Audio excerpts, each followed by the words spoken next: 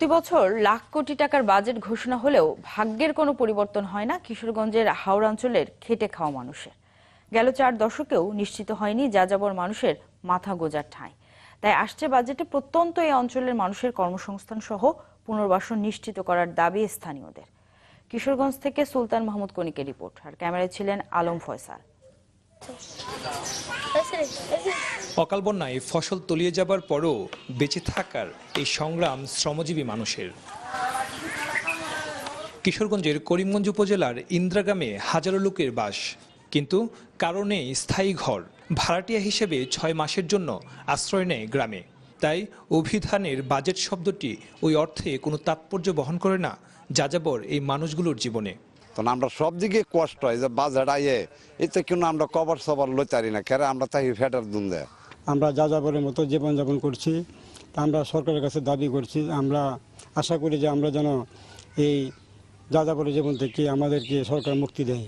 প্রতি বছরই পানি বাড়ার সময় হাওড় ছেড়ে উজানে আশ্রয় নেয় বাস্তুহারা মানুষেরা, কিন্তু যেখানে ঠাঁই সেখানেও জুটে না ন্যূনতম নাগরিক সুবিধা। আমরা যেভাবে ডাল চালটা যে আমরা সস্তা কাটতে পারি এইভাবে আমরা ব্যবস্থা করে দিবেন।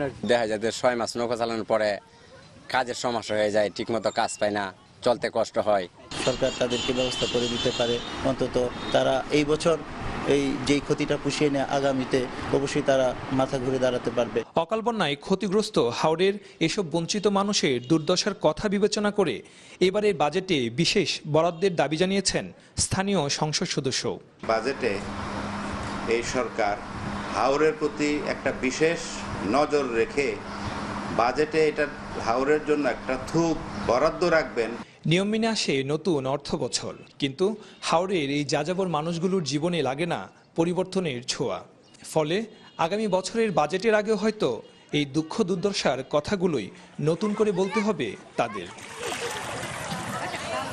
সুলতান মাহমুদ কনিক, চ্যানেল 24, কিশোরগঞ্জ।